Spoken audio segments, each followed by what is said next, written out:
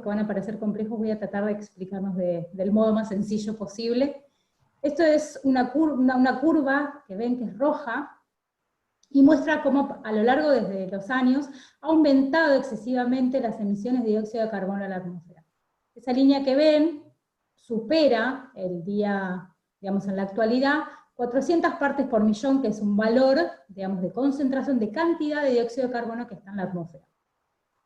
Ese valor es altísimo, de hecho, cruzar la barrera de los 400 partes por millón fue algo increíble para la ciencia, una sorpresa y una tristeza, y vamos a ver un poco el porqué.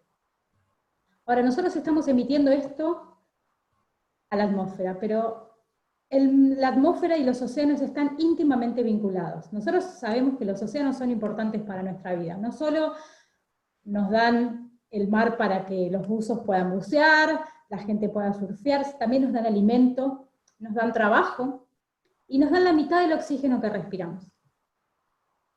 Como les comentaba recién, los océanos y la atmósfera están muy vinculadas, no podemos disgregar el océano de la atmósfera.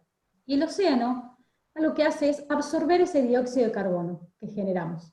El océano naturalmente lo absorbe, pero ahora está absorbiendo ese exceso de dióxido de carbono.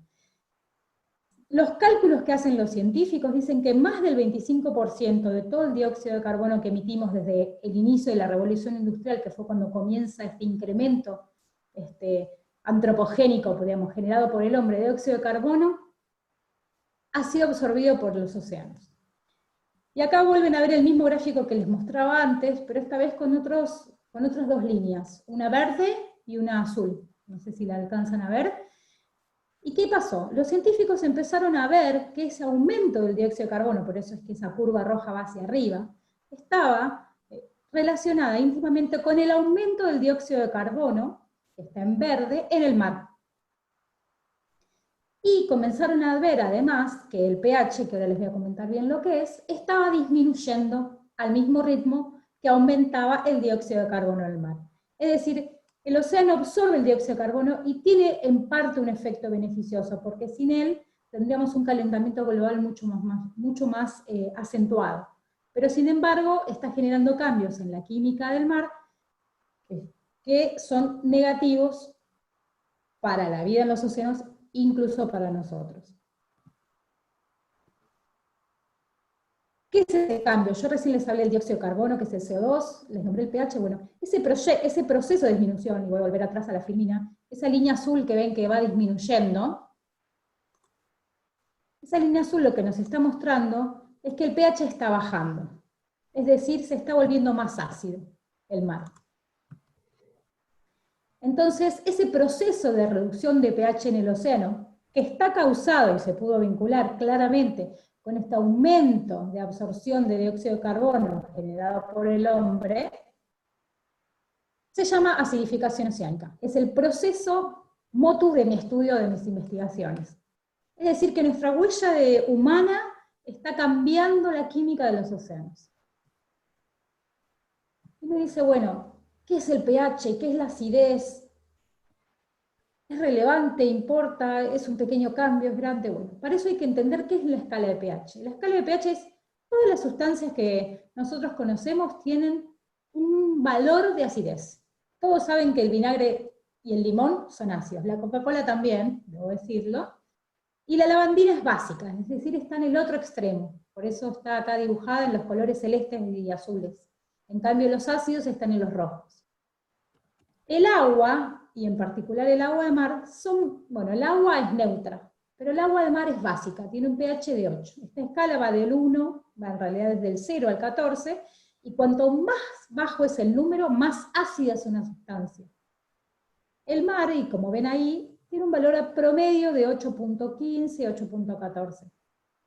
¿Por qué es importante entender esta escala? Esta escala de pH no es una escala que un pequeño, digamos, un saltito del 1 al 2 o del 3 al 4 va a ser pequeño, sino que como es una escala que es logarítmica, no me voy a meter con la matemática de los logaritmos, pero puedo decirles que cada salto hace que se incrementen las cosas 10 veces más. Es decir, pasar de 1 a 2 son 10 veces, pero pasar de 1 a 3 son 100 veces más. Es decir, que un pequeño cambio en un pH significa un cambio grande en un valor de acidez. ¿Y por qué el pH y el CO2? ¿Cómo se vinculan? Ya ahora más o menos entendemos lo que es algo que es ácido. Cuanto más pequeño es ese valor, más ácido es. Ahora, ¿cómo se vincula el pH con el CO2, con el dióxido de carbono?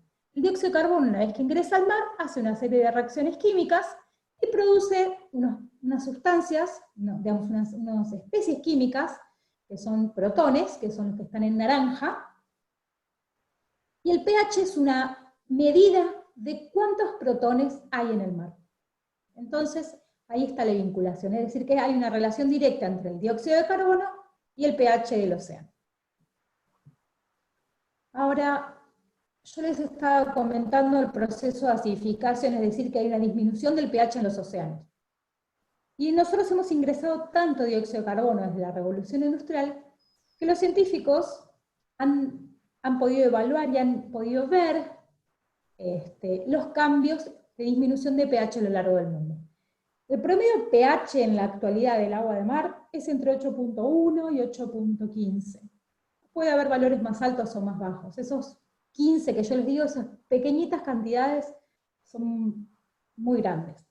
Y si ustedes ven esta figura que les estoy mostrando, que hay 3 mapamundis, los 3 tienen distintos colores. Arriba están viendo el inicio de la Revolución Industrial, es decir, en el 1700, casi 1800. En el medio están viendo el 2000, y abajo están viendo el futuro, que lamentablemente no es muy promisorio. Pero lo que se ve, esa diferencia de color que se está yendo hacia el amarillo, es decir, pasa del azul oscuro hacia el amarillo, muestra que hay un aumento de la acidez desde 1700 hasta el 2000, que es cercano a un 26%. Eso es muchísimo, es decir, que hemos ingresado tanto dióxido de carbono que hemos disminuido un 26% la acidez de los océanos. Los escenarios prevén que si seguimos emitiendo dióxido de carbono, este pH puede disminuir mucho más y puede llegar a valores de 7.7. Como ven, yo estoy hablando de valores que son entre 8.25, 7.7, es decir, estamos por arriba de 7. Digamos. Es decir, no es que el mar se está volviendo ácido, se está volviendo menos alcalino, es decir, está tendiendo a ser ácido, pero no es que estamos en una escala de pH ácida. Ahora, esos pequeños cambios, y los buzos quizás se puedan opinar un poco más sobre esto, porque lo habrán estudiado, un pequeño cambio de pH de un 0.02 en la sangre puede producir la muerte.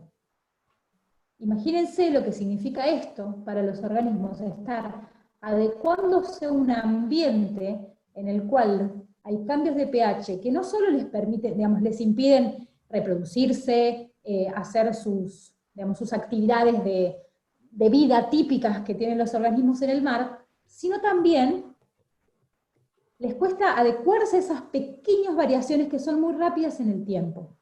Digamos, si esto ocurriese a pasos muy, muy lentos, que ha ocurrido otras veces en el planeta, no estamos hablando de que la acidificación sea, algo que nunca haya ocurrido. En épocas pasadas, prehistóricas, millones de años atrás, ha ocurrido acidificación, pero no a un ritmo tan acelerado.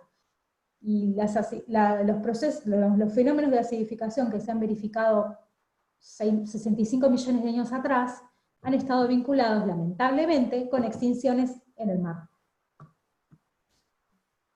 Digamos, nadie está diciendo que el mar va a ser peligroso para nadar, pero sí va a afectar a los organismos y a los ecosistemas marinos.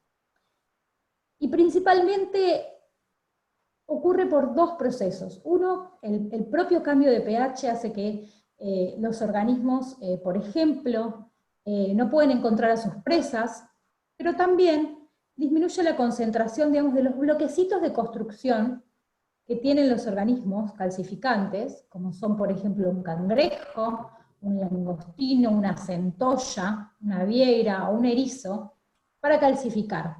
Es decir, los organismos para calcificar necesitan carbonato de calcio, y el carbonato de calcio va a estar menos disponible porque, digamos, al disminuir el pH hace que no haya tanta disponibilidad de carbonato de calcio. Es decir, los organismos les cuesta mucho más calcificar y calcifican en condiciones más drásticas. En las figuras que están viendo acá, traté de poner todos animales del mar, animales y y otros organismos vegetales del mar argentino, y en el medio ven esa pelotita que parece una pelotita de tenis. Bueno, esos se llaman cocolitoforios. Los cocolitoforios son organismos microscópicos. Obviamente no todo lo que nosotros estudiamos es macroscópico, ¿no? Esos son organismos microscópicos, y esa es una foto muy, muy detallada de un cocolitoforio. Y los cocolitos también tienen esqueletos de carbonato de calcio, y lo que hicieron los investigadores es evaluar qué pasaba cuando lo ponían a distintas concentraciones de carbonato de calcio y también temperatura, porque sepamos que hoy en día estamos también en este proceso de calentamiento global. Y lo que observaron es una gran deformación. Fíjense en la figura de la izquierda, la pelotita está deformada. Y eso lo que está indicando es que el cocolito no está bien calcificado. Los cocolitofóridos y otros organismos del plancton, que son los organismos microscópicos que son la base de la cadena alimenticia del mar, y son las que nos proveen, digamos, el oxígeno que respiramos, porque hacen fotosíntesis como las plantas en la tierra, son organismos cruciales. Son los de los que se alimentan las larvas de los peces, y esa energía va a pasar hacia los peces de los cuales nos alimentamos nosotros. Entonces, se han visto estos fenómenos, y puedo hablar, por ejemplo, Nemo, los peces payasos, se ha estudiado que no encuentran a sus parejas, se desorientan, entre otros procesos. No quiero sonar tan negativa, pero sí es importante entender cómo afecta a los organismos. Y algo también importante de comprender es que no es que solo afecta a los organismos, afecta a todos los bienes y servicios que nos provee el océano, porque el océano también nos provee turismo. Los arrecifes de corales están sufriendo serios cambios. Obviamente va a haber efectos sobre la acuicultura y la pesca, no solo sobre el turismo. Las industrias relacionadas al mar van a ser las que también van a sufrir. Entonces, en última instancia nos va a afectar nuestros estilos de vida y nuestras billeteras, este proceso de acidificación oceánica. Todo esto, obviamente, captó la atención científica y de la comunidad tomadora de decisiones, ¿no? Y en el 2015 se reunieron muchos investigadores y muchos políticos, y dijeron, bueno, a ver, ¿cómo podemos, digamos, cambiar el mundo y tratar de tener un escenario de mundo mejor? Y entre otras cosas, la ONU decidió proponer 17 objetivos de desarrollo sostenible, que van desde el clima, la igualdad, la educación, la salud y también el cuidado del mar. El objetivo 14 de esos 17 es la vida submarina. Y dentro de él, por primera vez, se pusieron de acuerdo todos los científicos y los políticos a todos los niveles de decir, bueno, una de las metas que también tenemos que tener es reducir la acidificación oceánica. No solo estudiándola a todos los niveles, sino incrementando el conocimiento y la comunicación a todos los niveles, no solo científicos, políticos, sino también los ciudadanos. En particular en la comunidad científica nosotros estamos súper bien organizados, y hay un montón de redes que nos sostienen y que nos ayudan a que podamos monitorear este proceso de acidificación oceánica, como es la red latinoamericana de acidificación, incluso la red global de acidificación oceánica. Y bueno, bárbaro, sabemos todo. ¿Y cómo lo hacemos nosotros? Bueno, en el INIDEP nosotros trabajamos con embarcados, monitoreamos regularmente el dióxido de carbono y el pH, entre otras cosas en el mar, también estudiamos el plancton. Somos un grupo de 20 y pico de personas, no voy a decir exactamente el número porque nunca me lo acuerdo, pero solo de científicos, imaginemos toda la gente que hay atrás colaborando para que nos lleven en barcos a mostrar y a colectar toda la información que colectamos regularmente, y es como que le tomamos el pulso, somos como los médicos del océano. Vamos y monitoreamos siempre regularmente en un mismo sitio, por ejemplo, y podemos ver los cambios que hay en el tiempo. Esto no es que de un día para el otro uno puede ver la acidificación, son procesos largos, lleva tiempo medirlos, hay que entender qué es lo que pasa a lo largo del año, hay años que son distintos, hay años que las condiciones cambian, hay veranos más cálidos o inviernos más ventosos y más fríos, y todas esas condiciones y todo eso, como el mar interacciona mucho con la atmósfera, todas las condiciones son muy cambiantes. Pero a lo largo, si uno monitorea esto a lo largo de un tiempo largo, puede ver una tendencia, que es lo que nosotros buscamos comprender y ver si esa tendencia está vinculada a nosotros o a condiciones particulares, a años cálidos o años fríos, etc. Ahí estamos varios de mis colegas mostrando. Tenemos la suerte que en el instituto tenemos barco, y si no, bueno, tenemos otras colaboraciones como prefectura que nos ayuda a colectar muestras. Y particularmente, nuestros estudios están vinculados a una estación permanente, que le llamamos así, una estación permanente de estudios ambientales, como parte dinámica del Plan Marino y Cambio Climático, que es el programa en el cual trabajamos con mis colegas. Y desde el 2015 lo empezamos a monitorear. La estación permanente se visita desde el año 2000, o sea que hay 20 años ya de muestreos, pero no había muestreos del dióxido de carbono y del pH. Y eso es un poquito, acá les muestro un pequeño grafiquito, quizás vean puntitos de colores, y vean puntos que son distintos de esos verdes, que es un valor de 8.05, 8.02, y esos son cuestiones particulares relacionadas con la biología u otros procesos que fueron pasando y que es importante entenderlos. ¿Y cómo se inserta esto en la comunidad internacional?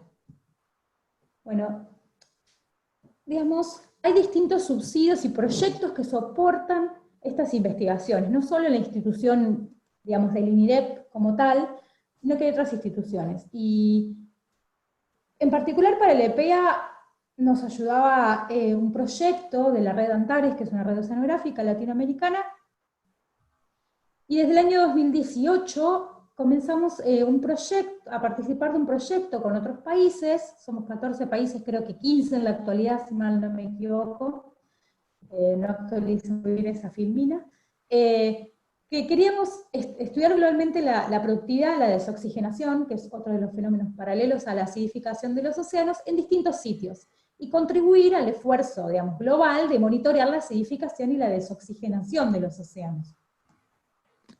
Así que comenzamos con este proyecto participante de la red Nano, y ya estaba la EPEA, digamos, comenzándose a muestrear. Y charlando un poco con los buzos, surgió la idea de generar un nuevo sitio, además de la EPEA, que la EPEA está cerquita a Mar del Plata, está en Miramar, pero buscar un sitio un poco más costero y más cercano, e involucrar a los buzos. Y así es como surgió la idea de comenzar a muestrear en el beril del Banco de Afuera. Para los que no lo conocen, seguramente muchos de los buzos que estén acá lo conocen más que yo incluso. Es un sitio que está cerquita de acá de Mardel, tiene 20 metros de profundidad, está en el Banco de Afuera, y es una zona del beril. El beril es una zona del Banco de Afuera que tiene buena visibilidad y es muy visitada por los buzos, tiene muchos peces, muchos erizos, muchas algas, y muchos de los buzos lo visitan regularmente. Entonces surgió la idea de, charlando con la gente del CASE, muchos de los del CASE también son investigadores y participan en el ININEP, así que había una excelente relación. De hecho, la relación entre el CASE y el ININEP viene desde hace muchísimos años. El primer convenio se hizo en el año 78, así que imagínense los años de relación que llevan entre el CASE y el ININEP antes de que yo nazca.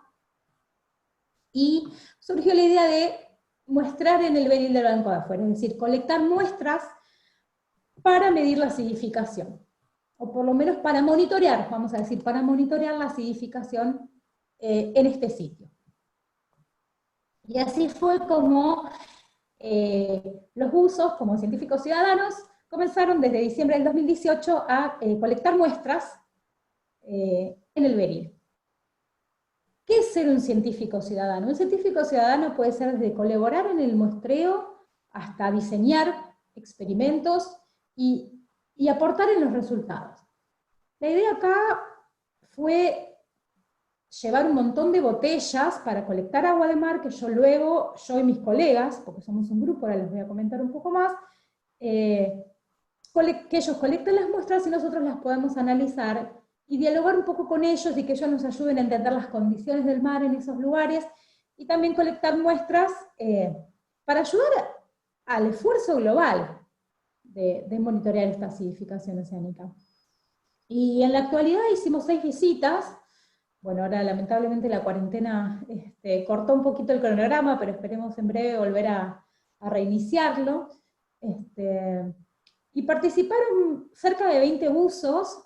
Los más expertos fueron los que colectaron las muestras. Hubo muchísima interacción con ellos previo a salir a tomar las muestras, porque había que indicarles qué tarritos, qué botellas, cómo colectar, a qué profundidad, qué información me tenían que dar ellos a mí, porque no es solo, digamos, ser buzo científico. La idea era que cuando ellos salen a hacer esos buceos de disfrute, también puedan contribuir a la ciencia, no que lo hagan exclusivamente para hacer ciencia, porque si no pierde el sentido de la colaboración y la diversión. Tiene que haber un equilibrio entre ambos. Pero también las muestras debían colocarse, digamos, colectarse de una manera que sean aceptables para el nivel científico y para los análisis que se deben realizar. Así que eso fue un desafío y muchas charlas, y siempre agradecida de que se animaron con todas las botellas. Ahí ven a la izquierda, arriba, y a la derecha va uno de los chicos colectando una bolsa llena de botellas, y ven un poco las fotos de todos los chicos cuando salen y colectan las muestras. Yo tuve la suerte de ir una vez con ellos, no a bucear, sí, con la cajita, ahí con ellos, y la verdad que es fantástico. Estoy súper orgullosa de la facilidad con la que toman las muestras y abren esas pequeñas botellitas de todos los tamaños que tienen, de vidrio, de plástico, azules, grises, oscuras, transparentes, etcétera, con tapas difíciles o no. Y me traen las muestras de agua del mar y me las acercan a la Escollera Norte. El instituto está ahí muy cerquita, está sobre la Escollera, así que es muy fácil alcanzarme las muestras desde el puerto a la Escollera, cuando vuelven de muestrear. Y bueno, ¿qué pasa una vez que ya se colectan las muestras? Acá en esta imagen les muestro abajo todo el botellerío ya rotulado. A muchos se les tienen que poner ciertos reactivos químicos, hacerles un procesamiento, y ahí me ven a mí con la computadora. ¿Por qué? Porque muchas de las, no es que solo se mide pH, decir pH es, ¿cómo lo veo el pH? El pH es invisible, digamos, uno no puede palparlo, uno tiene que determinarlo con ciertos equipos. Y también uno tiene que tomar otras variables, como les decimos nosotros, como es el oxígeno suelto, que son esas botellas que ven de vidrio que tienen color anaranjado, tienen como algo así opalescente, anaranjado. También tomamos muestras para salinidad, pero también conectamos otras variables, como es la clorofila, que nos da indicación de cuán productiva es la zona, y cómo la clorofila es el pigmento que tiene el fitoplancton para producir fotosíntesis y para generar oxígeno. Entonces nos da una idea de cómo estaba el ambiente, porque todo está íntimamente vinculado. Los organismos no solo viven digamos, en ese mar que tiene cierto pH, sino que también lo cambian y lo modifican cuando respiran o cuando se alimentan. Entonces también la idea era colectar esas muestras. Y acá no sé si se alcanza a ver, estoy tratando de mover mi titulito de charlita. Estos 4 puntitos que ven acá, son 3 grafiquitos, quizás suene poquito, cuesta mucho procesar los datos, lleva mucho tiempo, uno tiene que tener la temperatura, la salinidad, no solo la profundidad, hacer ciertas mediciones y ciertos, digamos, cálculos posteriores a las mediciones que uno realiza. Y esas son las mediciones para el 2018 y las 3 salidas que hicimos en 2019, y ven que los puntos no están todos a la misma altura, es decir, que hay distintas condiciones en cada momento. Y uno puede ver los valores de pH, uno puede ver los valores de clorofila y los valores de oxígeno disuelto. Entonces con eso uno puede empezar a reconstruir qué es lo que está pasando en el beril y cómo se comporta. La idea es entender en una primera etapa qué es lo que pasa a lo largo del año. Y acá, bueno, yo les estaba contando del fitoplancton. No soy solo yo la que está trabajando en el beril, sino que somos un grupo, como les comentaba, y ese es Ricardo Silva. Ricky es experto en esas naves espaciales, como le digo yo, que son el fitoplancton, que son organismos microscópicos. Si ven abajo a la derecha, van a ver una pequeña barrita verde. Esa pequeña barrita verde, ese tamaño de esa barrita son 20 micrones, así que imagínense los pequeños que son los organismos que él estudia. Y esos organismos son los que yo les comentaba, que capturan el dióxido de carbono y generan oxígeno. Y son los que tienen clorofila. Ahí ven una variedad de naves espaciales que, bueno, se le puede consultar a Ricky un poco más, pero los nombres científicos son súper extraños y súper particulares. Hay grupos que se llaman diatomeas, que son esas redonditas, esas que parecen como tortas. Después tenemos esas que tienen como puntas, que son dinoflagelados, de distintas especies. Mezclados hay algunos organismos que se llaman ciliados, por ejemplo, que no son fotosintéticos, es decir, no cumplen el mismo rol que las plantas en el mar, sino que se alimentan de otros organismos. Y estamos tratando de entender un poco también qué comunidades de fitoplancton hay en el beril. Y a su vez está Constanza Hosworth, que ahí la ven, con su mar de estrellas, como digo yo, porque parecen cielos estrellados, y ella estudia el bacteroplancton, que es aún más pequeño que el fitoplancton, son las bacterias que se encuentran en el mar, y que son las que regeneran el dióxido de carbono porque se alimentan de todos los desechos que liberan el resto de los organismos, y son muy cruciales, como la base más pequeña de regeneración de la cadena alimenticia. Y eso es súper interesante. Así que bueno, acá esos son, y esa es la foto inferior que ven al centro, esa es una foto del beril. Constanza ahora está tratando de estudiar y contar cuántas bacterias hay para entender un poco qué es lo que está pasando en el beril con las bacterias.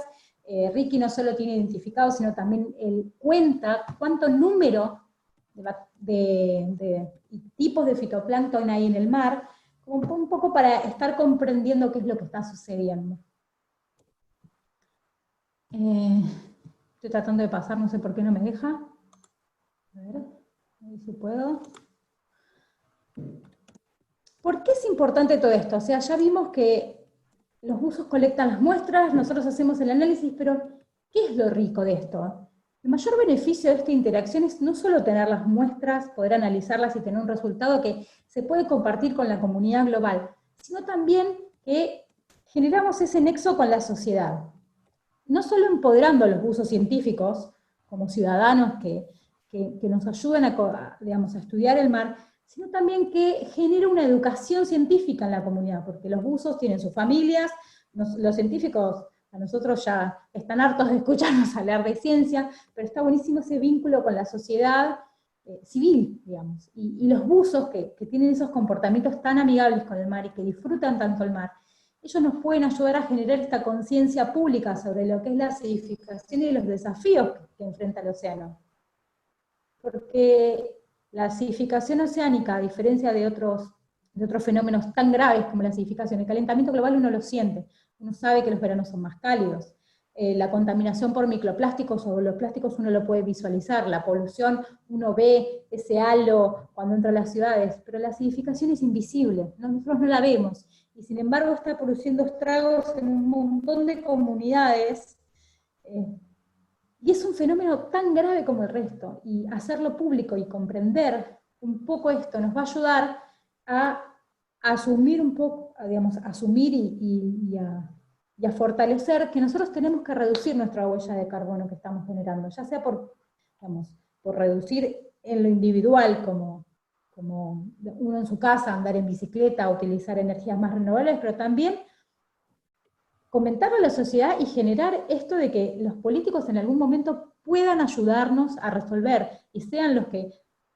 deben resolver o las industrias. Entonces creo que todo esto lleva como una visión más grande, ¿no? No solo tomar una muestra del beril, pero lo que hace esa muestra del beril es escala a la sociedad, y eso es lo rico de hacer ciencia ciudadana y de la vinculación entre la ciencia y los buzos. Me parece que eso es genial. No tengo más palabras que agradecimiento, ¿no? Así que bueno, un poquito de eso les quería comentar, y desde ya agradecerle a los buzos, a los colegas que siempre están ayudando, y bueno, y a todos ustedes por estar acá escuchando. Así que muchísimas gracias. Bueno, ahora vamos a compartir la obra que se estuvo haciendo. A ver. Adriana Feinstein, Adri, a ver si Ahí podés te compartir habilité tu para que pantalla. compartas. No sé si lo puedo habilitar, yo estoy tratando de... A ver si lo podemos lograr un poco antes de las preguntas. Ahí voy. Ahí te escuchamos, Adriana. Sí, estoy con la... Acá. No puedo compartir pantalla, me tienen que habilitar. Estás habilitada, están habilitados todos ahora. Fíjate de aumentar la pantalla, Adri, y de cliquearte. Para que yo voy a dejar de... Eso, ahí yo ya dejé de compartir mi pantalla. Ahora sí. Fíjate si Ahora. vos ahora podés. Perfecto. Ahora sí. Bueno, antes que Adri, yo le invité a Adriana Feinstein, que es de Ojo que Piensa, para que haga un registro visual de esta charla. Me parece interesante siempre abordar la ciencia y la divulgación de distintas maneras, así que, y Adri es pensadora visual y va a hacer esta síntesis que estuvo dibujando, así que súper agradecida por ello. Tarda un segundito a ir a compartir. Le falta hacer unos detalles que los voy a terminar de completar seguramente cuando estén en la parte de preguntas. Ahí va. Bueno, yo ahora les voy a ir habilitando los micrófonos a los que fueron haciendo algunas preguntas en el chat para que se las transmitan directamente a Carla. Yo las voy a ir leyendo mientras Adriana va presentando su dibujo, que después va a quedar para compartir. Sí, es un resumen un poquito de lo que Carla estuvo contando. La idea es que después les quede a ustedes como registro de lo que se estuvo conversando. Como el PowerPoint es mucho más completo, pero esto le da como otro dinamismo. Es difícil, yo hablé mucho con Carla y ella es muy didáctica explicando. Yo no soy especialista en el tema, espero poder haber sido útil en la transmisión visual de las ideas. Muy bien. Genzano, Gabriel. Muchas gracias. Gracias, Adri. Sí, acá estoy. Bueno, podés hacerle la pregunta. Bueno, gracias. Gracias, Carla, y te felicito por la charla. Muy didáctica. La pregunta completa era si, a lo mejor me perdí un poquito tarde, si vos notás que alguna ventaja en utilizar entre comillas los buzos con respecto a mostradores estándar, o es simplemente porque aprovechás la estructura y vas a un lugar donde a lo mejor el INIEM no llega. Supongo que en la EPEA están haciendo algo similar, pero ya es otro lado. Sí, en realidad es un poco de todo. Digamos, utilizar un barco es algo muy difícil. Nosotros en la EPEA, que es lo que les comentaba anteriormente, idealmente es una visita, digamos, mensual, y realmente nos cuesta, no siempre logramos una visita mensual. En cambio, con los buzos se puede lograr tener acceso a zonas más costeras que a los barcos se les complica navegar, y se pensó mucho sobre la calidad de la colecta, y que ellos, al estar sumergidos, digamos, yo estoy muestreando gases o sustancias químicas que son muy sensibles y que no pueden entrar en contacto con la atmósfera. Y los buzos son, digamos, el muestreador ideal. Reemplazaría, digamos, serían como una Niskin humana, no sé si me puedo explicar, que son esas botellas que nosotros utilizamos para colectar las muestras de agua de mar. Mientras todo sea consensuado, se utilicen las botellas correctas y la metodología adecuada, la muestra es de calidad. Y participar al científico ciudadano también tiene eso, ¿no? De poder difundir y que no quede solo en un ámbito de la ciencia, que a mí siempre me gusta buscar esas fronteras, ¿no? Y jugar con esas fronteras. ¿Y ya han publicado algo de los datos o lo están procesando? Los datos que mostré en esta presentación, de hecho es la primera vez que los muestro, algunos de los buzos ya habían visto un poco del fitoplancton, los datos están procesados, son finales hasta 2019, y esos datos se están subiendo a esta base interna que por ahora tenemos en el proyecto Nano, porque la idea es continuar estas series de tiempo y monitorearlas y ver qué diferencias hay en distintas partes del mundo. Sumado al esfuerzo de la EPEA, ¿no? Desde ya. Bueno, ojalá pueda seguir. Sí. Bueno, con gracias, Gabriel. Gracias. Acá estoy tratando de hacer algunas preguntas, sí, pero hay un montón. Ahora le abro el micrófono a Gustavo. A ver. Gustavo, ¿nos escuchás? Me parece que no nos escucha. A mí sí. Trato de ver todas las preguntas, pero... A ver. Gustavo. ¿Gustavo Latorre es? Sí. Bueno, si las tenés ahí... Sí, las estoy leyendo. Sí, Bien. las estoy leyendo. Gustavo, espero haberme no perdido ninguna. Gustavo, ¿aumentó la tasa fotosintética en el Atlántico Sur? Bueno, eso es una pregunta que la podría contestar Ricardo Silva, bueno, o gente de mi grupo como Valeria Segura, Vivian Lutz, Rubén Negri. No es una respuesta tan sencilla, eso te lo podrían comentar ellos, pero obviamente hay cambios, digamos, no solo hay cambios en la química del mar, también hay cambios en la biología. Las especies que antes están cambiando, la cantidad de especies o el tipo de especies que se encontraban no son las mismas. Hablar de tasa fotosintética es algo un poquito muy sensible y fuera de mi área y no quiero opinar mucho, pero sí Bueno, puedo decir que hay cambios. Y bien. su otra pregunta era si la acidificación es la misma en aguas superficiales que en el fondo. No. La acidificación, digamos, oceánica se ve más acentuada en superficie, y por eso es que en el Beril comenzamos a mostrar a 5 metros, que se le considera superficie. Ay, es una bebé, esa pierna. Lo que... Hay alguien que tiene el micrófono que está hablando. No sé Sí, quién es. pero... No, me parece que es Norberto que tenía puesto algo. A ver. No, sí puedo decirte al respecto de que la acidificación se está viendo acentuada en superficie, pero cada vez, bueno, acá habría que hablar un poco más de lo que es circulación oceánica y cómo todos los océanos están conectados, y que no en todas las regiones ocurre lo mismo, porque hay zonas que absorben más dióxido de carbono y otras zonas que emiten. Entonces eso va a cambiar en la superficie, pero sí se ven marcadamente los cambios en superficie y ya se están empezando a ver a profundidades muy grandes del océano, ya se puede identificar el carbono antropogénico.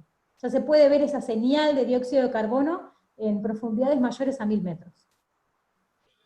Bueno, la que sigue es de Norberto, que yo le abrí el micrófono a ver si la quiere decir él. Hola Norberto, ¿nos escuchás? ¿Seré yo? No sé si hay otro Norberto. No, agradecer. Yo no dije nada, pero bueno, aprovechar para agradecer a Carla. Gracias. Así que entonces, nada, muy buena la disertación, Carla, te agradezco muchísimo. Era otro Norberto. Muy explícita, muy directa y bueno, muy, muy lindo. Así que te agradezco muchísimo. Muchas gracias. Bueno, te vuelvo a silenciar. Bueno, lo que decía Norberto era qué comunidades se han visto afectadas y en qué aspectos. ¿En qué momento del año hay mayor evidencia de acidificación? Bueno, en realidad en la Argentina está todo en pañales, por así decirlo. Hay muchísimos grupos de investigadores trabajando en la temática. Sí te puedo hablar en general en el océano global, digamos, para hablar en el mundo, por ejemplo, les ha pasado que muchos cultivos me salen scallops, no me sale inglés, pieiras u otros organismos de acuicultura que uno se alimenta, cangrejos, en las zonas de Estados Unidos se han visto colapsadas. Crecían pequeños, crecían deformados, eso por un lado, y eso afecta a la acuicultura en particular. Se ha visto que hay unos caracoles marinos que se llaman terópodos, que son como unas aves marinas, que le dicen los canarios marinos, y ellos se los han visto deformados, con los caparazones súper transparentes y súper débiles. También se ha notado que en los tiburones les cuesta alimentarse, bueno, el caso del pez payaso que se ha encontrado también. Los corales, se ha visto que la relación entre el blanqueamiento de los corales no está solo dado por el calentamiento global, sino también por la acidificación. Eso intensifica la descalcificación de los corales. Hay millones de ejemplos al respecto. Cada vez se están encontrando.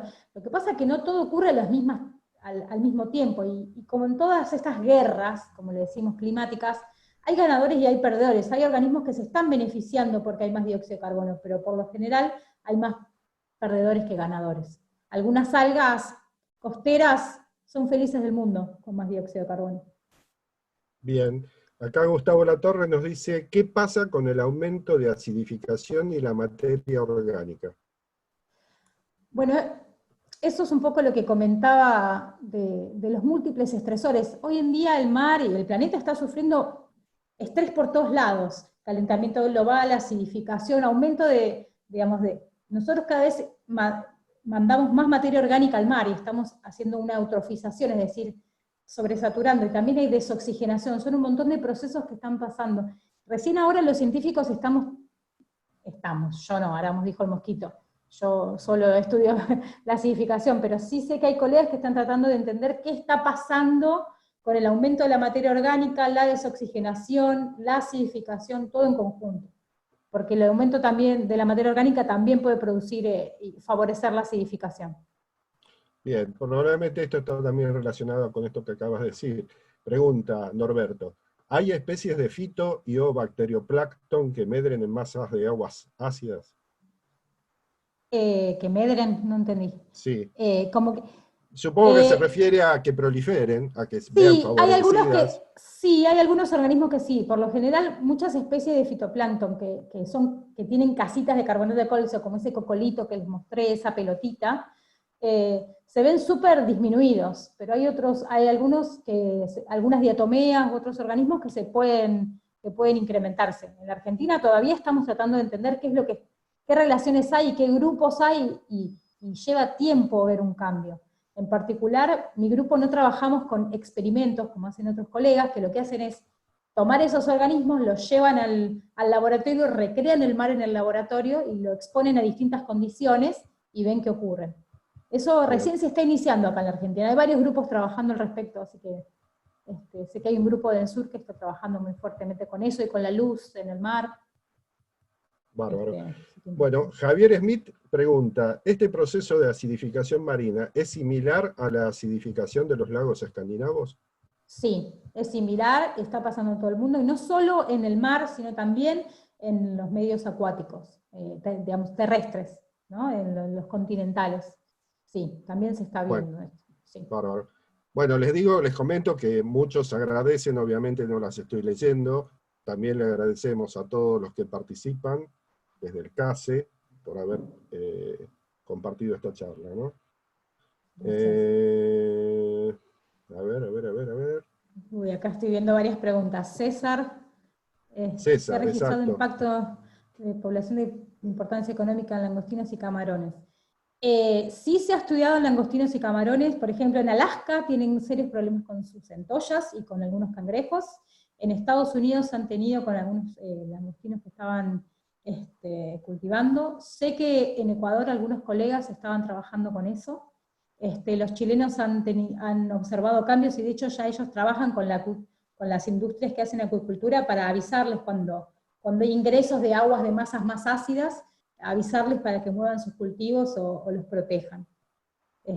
Así que sí, ya hay, de hecho hay incluso trabajos en revistas económicas que ya calculan la pérdida en X millones de dólares respecto de la acidificación. Eso ya está, no en Argentina, pero sí en los países del norte, que son los que más emiten, ¿no? Casualmente, y los que lamentablemente sufren más de la acidificación.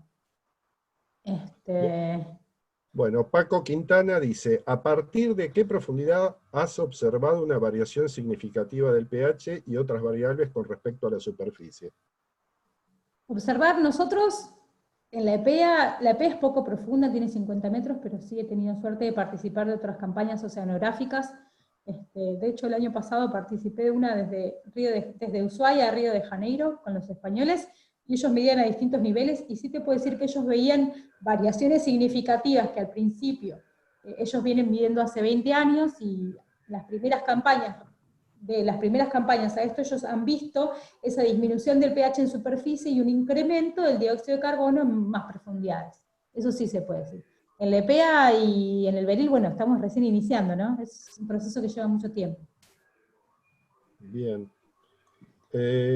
Gustavo, bueno, agradece. ¿Observan alguna diferencia en el cambio del pH o la acidificación con el cambio de temperatura del agua? Sí, y es una pregunta muy interesante. ¿Por qué el dióxido de carbono está muy vinculado a la temperatura? Los gases, y los buzos lo van a hacer muy bien, los gases cambian con la temperatura. La solubilidad del gas cambia, es decir, la facilidad que tienen los océanos para capturar ese dióxido de carbono se incrementa cuando las aguas son más frías. Cuando son más cálidas, emiten el dióxido de carbono. Y lo que se prevé es que ese aumento de temperatura va a hacer que el mar pierda esa capacidad de capturar el dióxido de carbono, de la manera que lo hace. No significa que eso va a pasar mañana o pasado, son distintos escenarios, pero sí, eso tiene implicancias no solo en las corrientes marinas, etc. Así que bien. sí. Bueno, acá Lisandro Arbiza, bueno, dice que la charla fue excelente y pregunta, ¿cómo crees que la pandemia actual que estamos atravesando modificará las emisiones de gases y esto podrá verse reflejado en la acidificación en la EPA? Buena pregunta. Ayer, cuando estaba actualizando el gráfico, ¿vieron ese gráfico que les mostré de dióxido de carbono que se veía el aumento? Bueno, está actualizado el día de ayer. Trato siempre de actualizarlo antes de cada charlita. Y lo bajé de la base internacional y la base más importante de datos de dióxido de carbono, y había como un recuadrito que decía, ¿qué está pasando con las emisiones y el COVID? Entonces ingresé y estuve leyendo un poco. Sí se puede decir que las emisiones están disminuyendo, pero ¿esto va a cambiar la tendencia? No. Al paso en el que estamos y a la tasa de disminución que requerimos para que haya un cambio visible y disminuya la acidificación, no alcanza con estos 2 meses. Uno tiene que ver estos procesos en tiempos más largos, no es algo instantáneo. Ahora, si bien nuestras acciones instantáneas, sostenidas a lo largo del tiempo, van a generar un cambio, 50 días no van a cambiar que se vea reflejado en la serie de tiempo y en los distintos lugares que están viendo el mundo. Pensemos que son cientos de lugares en el mundo que están monitoreando este proceso en este momento. Así que... Bueno, Eduardo Enrique García pregunta, ¿cómo afecta el ingreso de líquidos freáticos, aguas servidas en el mar de Mar del Plata puntualmente? Eso no es por ahí lamento no poder responderte al respecto. Sí puedo decir que todo este ingreso de material orgánico que estamos ingresando al mar produce eutrofización, que es un efecto que es igualmente negativo que lo que es la acidificación. Más que eso por ahí no puedo opinar porque no trabajo en el tema de contaminantes, pero por ahí otro colega o alguien presente pueda contestar. Bueno, creo que la que sigue también está, o por lo menos parcialmente respondida. Dice, ¿la acidificación de aguas cálidas es mayor que en aguas frías? Hay un montón de procesos subyacentes, pero sí se ve que son las zonas cálidas son las más sensibles, porque también son las más pobres del planeta. Nosotros pensemos que nuestra zona del mar, nosotros tenemos la suerte de tener un bosque. Nuestro mar argentino es un bosque. En cambio, por lo general, las zonas tropicales, que son más cálidas, son más como desiertos, y no tienen esa capacidad de absorber dióxido de carbono por ser más cálidas, entonces son mucho más sensibles a esos cambios. De hecho, hay una red en el Caribe que ya está estudiando fuertemente la acidificación. Perfecto. Bueno, Norberto pregunta, ¿hay estudios de cambios en comunidades bentónicas ocasionados por la acidificación en el Atlántico sudoccidental? En el Atlántico sudoccidental, si hablamos que el Atlántico sudoccidental va desde Brasil hasta Argentina, sí te puedo decir que en Ushuaia hay gente que está estudiando el efecto en la centolla. Nosotros en el INEP también tenemos alguna idea. Sé que en el sur, Lucía Ferra, una colega que es buzo también, estaba viendo el efecto en los erizos.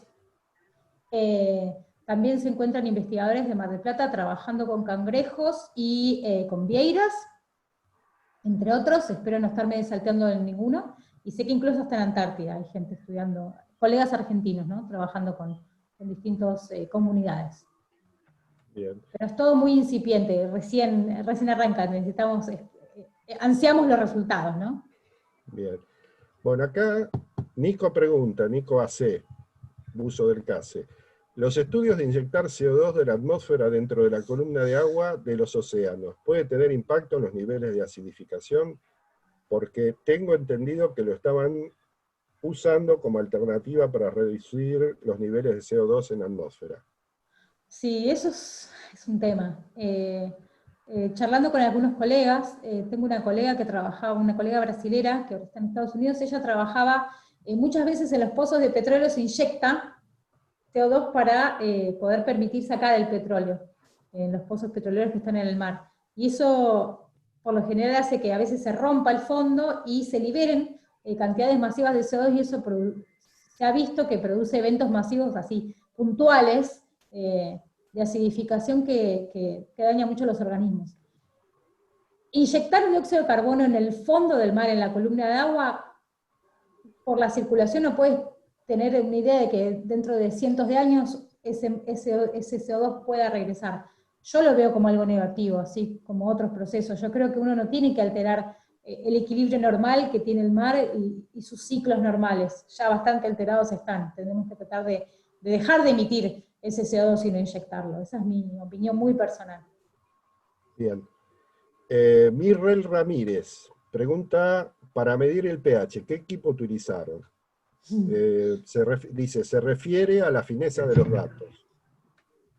Es muy interesante esa pregunta, porque a veces me preguntaban, bueno, ¿qué? ¿Es sencillo? Uno agarra una bandita de pH, muchos saben, no sé, esas tiritas de colores que cambian de pH, o los pHímetros que utilizan muchos para hacer cerveza, que ahora están muy de moda, me imagino que varios los van a saber y los van a haber escuchado, y sin embargo eso no sirve para el mar. Yo tengo un equipo un poco más sofisticado, que es un espectrofotómetro, que básicamente lo que hace es detectar luz y colores, digamos, pasa un haz de luz y detecta un color, entonces yo le inyecto a la muestra de agua un colorante, una tintura, y la detecto con este equipo. La precisión es muy grande, porque si nosotros estamos hablando de cambios de pH de 0.001 por año o por década, ya hoy en día se piensa en década de 0.003, tenemos que tener equipamiento muy sensible, que no nos diga que es un 7.1 o un 7, sino un 7.004. La precisión es muy grande a la cual trabajamos, y por eso los equipamientos son más delicados. Y nosotros usamos un espectrofotómetro. Bien. Daniel pregunta, si se utiliza algún método para preservar la muestra de campo, o la entregan en el laboratorio tal cual la tomaron. Otra interesante pregunta, y parte del desafío, las muestras de pH, si ven, las muestras que colectan, los chicos no solo colectan una muestra, sino colectan los buzos varios grupos de botellas. Sí hay que protegerlas de la luz y los fuertes cambios de temperatura, por eso les paso como una heladerita, una conservadora, pero no se pueden congelar porque las muestras de gases no se pueden congelar, y lamentablemente para medir pH no hay un método de guardar y almacenar esa muestra durante largos tiempos. Entonces, ni bien ellos vuelven de bucear, se acercan a la escollera y me pasan la cajita y yo me voy corriendo al laboratorio a medir. Yo ya tengo todo preparado, el equipo, sea sábado, domingo, a la mañana, a la tarde, calor o frío. Y bueno, y se mide en el momento. Sí, otras mediciones, por ejemplo el fitoplancton, el bacteroplancton, sigo los protocolos dados por los chicos, por Constanza, por Ricky, como ellos me han indicado, y se les pone un fijador y se preservan, se los guardan en la heladera, y ellos los van analizando. Son muestras que llevan mucho tiempo, mirar al microscopio les lleva días. Bien. Norberto, de registrarse cambios en las comunidades bacterioplanctónicas o fitoplanctónicas por acidificación, ¿cómo se espera que afecten los niveles tróficos superiores? ¿Qué especies se verían beneficiadas y cuáles perjudicadas? Muy interesante pregunta. Se piensa, digamos, va a haber cambios a distintos niveles, pero básicamente lo que se piensa es que, digamos, la calidad del alimento al cual va a llegar a niveles tróficos superiores va a ser de mala calidad. Porque, ¿por qué uno se alimenta? ¿Qué es la cadena trófica? Los niveles tróficos, la red trófica. Uno está pasando ese dióxido de carbono que era inorgánico, que estaba en la atmósfera, uno lo convierte con el fitoplancton, algo que es energía alimenticia que va a pasar a los peces, y los peces de los cuales nosotros nos vamos a alimentar. Si esos organismos fisiológicamente no están sanos y no son correctos, esa energía que traspasan no es de la mejor calidad. Ahora, como les comentaba, va a haber algunos que se van a adecuar mejor, va a haber ganadores y va a haber perdedores. Los organismos calcificadores van a requerir más energía. Imagínense lo que es para un cangrejo: copular, reproducirse y dar descendencia en un ámbito en el cual los huevos son de menor calidad, los organismos invierten más energía en calcificar, entonces toda la energía de la que se alimentan se la gastan en forzarse a calcificar en este ambiente tan corrosivo, entre comillas, ¿no? Bien. No bueno, sé, esta pero he creo respondido todas las preguntas. Bueno, ahora viene una de pesca submarina Mar del Plata, que creo que también estaba relacionada con la anterior. ¿Las especies bentónicas y pelágicas se ven afectadas por igual o alguna es más susceptible a la acidificación? Dependiendo de las condiciones, de la circulación, de si son costeras, si son menos costeras. Como siempre, va a haber ganadores y perdedores. Recién ahora los investigadores están tratando de identificar cuáles especies son más susceptibles o menos susceptibles.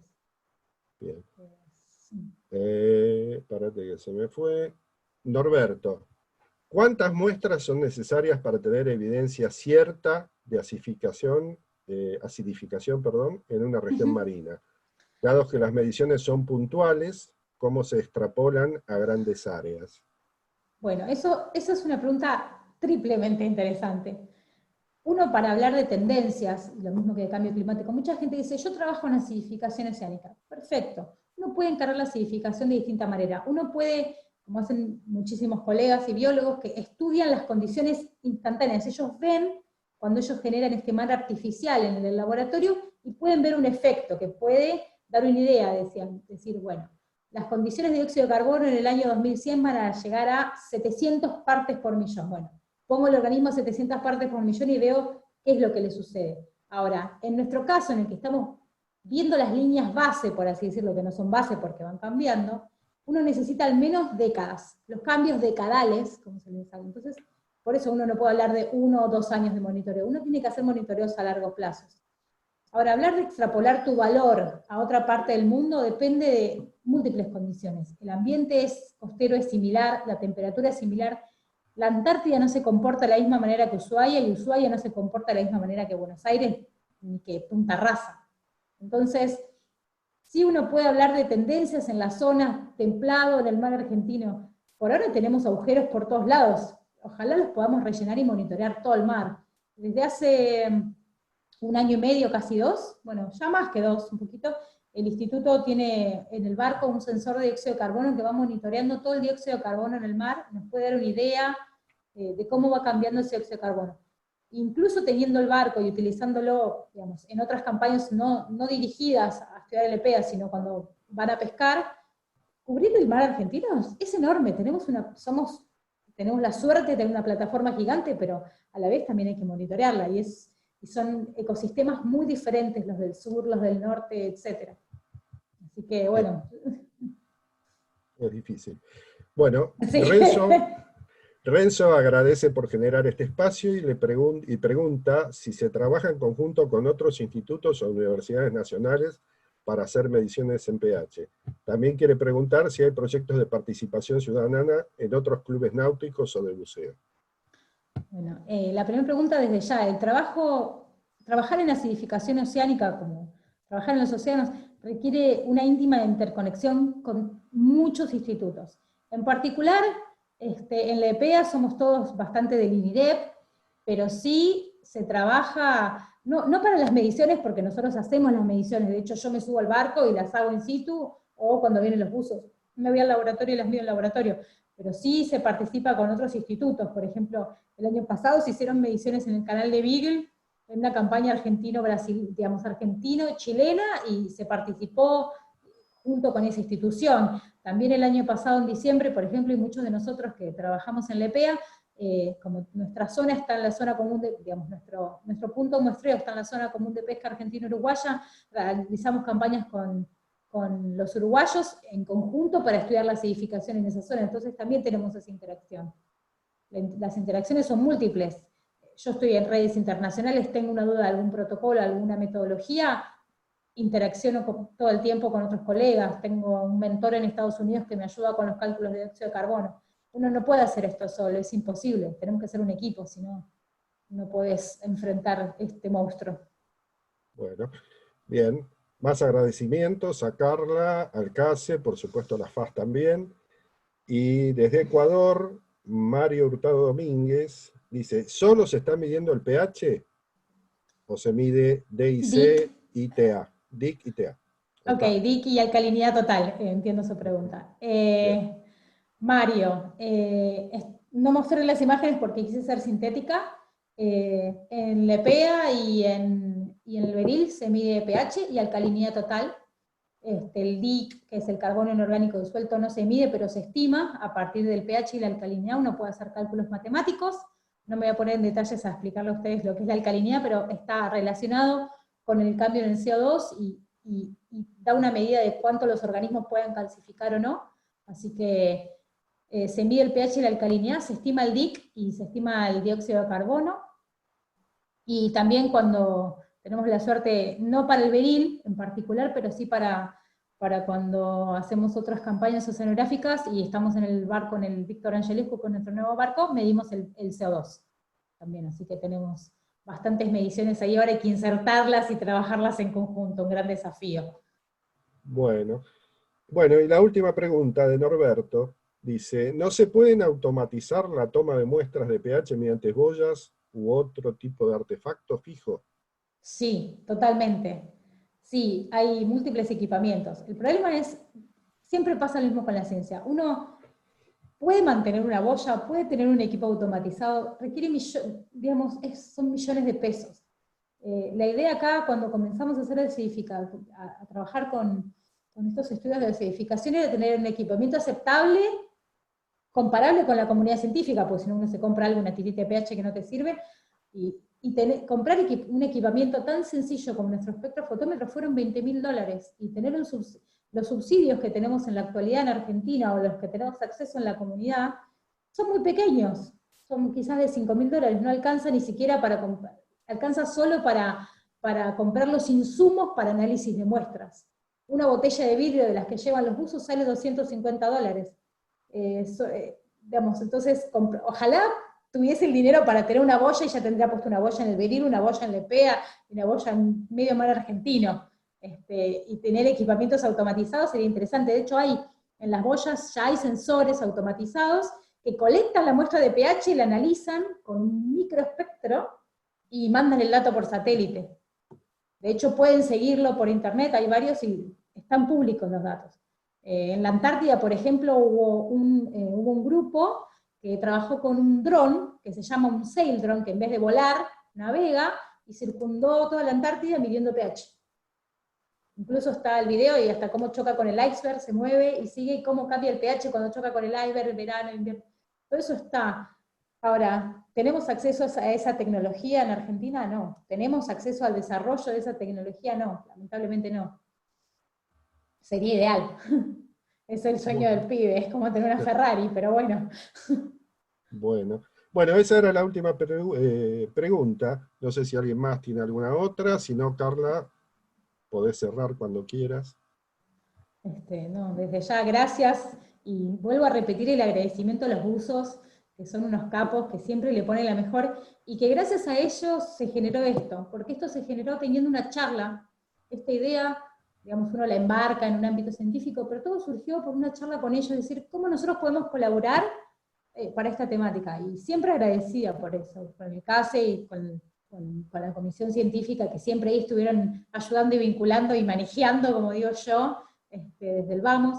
Y eso es re importante, que se involucren, porque a veces pensamos que mucha gente piensa que los científicos estamos ahí, en un costado, y no, en realidad todo esto tiene que ser muy horizontal y muy, yo siempre hago así, con las manitos, ¿no? Unir todos los deditos juntos, si no, no funciona la cosa. Así que gracias siempre, gracias a los buzos y a la oportunidad del CASE, genios totales, así que, y gracias a todos los que acompañan, ¿no?